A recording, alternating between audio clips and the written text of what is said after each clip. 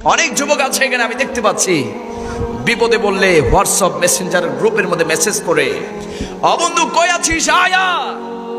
বিপদে পড়েছি, মুসিবতে পড়েছি, বন্ধুরা বাইক চালিয়ে গাড়ি নিয়ে বন্ধুকে বিপদ থেকে উদ্ধার করতে চলে যায়, কিন্তু ওই বন্ধু যখন কবরে মুসিবতে পড়বে, যত বড়ই চিৎকার দেখ না কেন বন্ধুর কানে আসবে। আর আসলো কি বন্ধু যাবে? দুনিয়াতে বন্ধুর জন্য বন্ধু পাগল, বন্ধু তোর কিছু হলে আমি আছি, কে আসবে আয়, আমার বন্ধুকে কে কি করবি আমি থাকতে আমার বন্ধুর গায়ে একটা টুকো দিতে পারবি না, যাও না বাবা কবরে উদ্ধার করতে। ক্ষমতা আছে, দুনিয়ার ক্ষমতা কবরের পার পর্যন্ত, কবরের পার থেকে কবরের ভিতরে দুনিয়ার কোনো ক্ষমতা চলে, সেটা আমেরিকার ক্ষমতা হোক, ইউরোপের ক্ষমতা হোক, যত বড় শক্তিশালী ক্ষমতা হোক না কেন, কবরে কারো ক্ষমতা চলে না। কবরে চলে আমার আল্লাহর ক্ষমতা ছিল, ঠিক কিনা? কবরে কার ক্ষমতা চলে? আর আমরা দুনিয়ার ক্ষমতা নিয়ে ঘুরি, দুনিয়ার ক্ষমতার জন্য পাগল আছে না নাই? দুনিয়ার ক্ষমতার জন্য একজনকে একজন মেরে ফেলে দিচ্ছে, কোনো আফসোস নাই। মানুষের জীবনকে, মানুষকে হত্যা করে ফেলছে এক ভাই আরেক ভাইকে, কোনো চিন্তাও নাই, পেরেশানিও নাই। কারণ কি? দুনিয়াতে ক্ষমতা পাইতে হবে।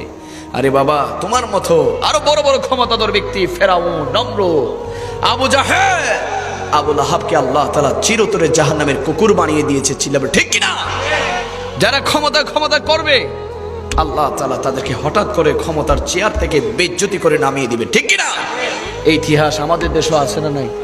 আছে। ভবিষ্যতেও যে আসবে না, ভবিষ্যতেও যে আমরা দেখবো না, এর গ্যারান্টি কেউ দিতে পারবে?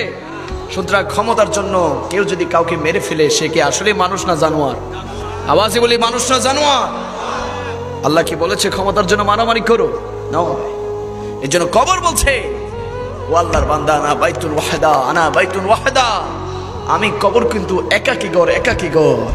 দুনিয়াতে তোমার বেডরুমে ডাবল বেড আছে, যে ডাবল বেডের মধ্যে দুইজন থাকতে পারে, তিনজন থাকতে পারে, অনেক বেডের মধ্যে চারজনও থাকতে পারে, ঠিক কিনা?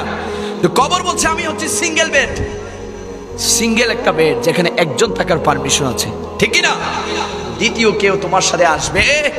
ও আল্লাহর বান্দা, আমি কবরে তো তোমার একা থাকতে হবে, আমি কবরে একা আসার পূর্বে দুনিয়ার জমিনে ঘরের মধ্যে দরজাটা লাগিয়ে আয়নার সামনে দাঁড়াও, দাঁড়িয়ে তুমি নিজেকে নিজে প্রশ্ন করো, হাই হাই, আজ তো আমি বেঁচে আছি, কাল যদি মরে যায় কবরে তো একা থাকতে হবে, কেমনে থাকবো, কেমনে থাকবো, কিভাবে থাকবো? খোদার কসম, উত্তর পাবেন শূন্য, শূন্য, শূন্য। এখনো কবরে থাকার মতো ওই হিম্মত, ওই আমল, ওই ঈমান এখনো আমাদের মাঝে কারো হয় নাই, ছিল ঠিক কিনা?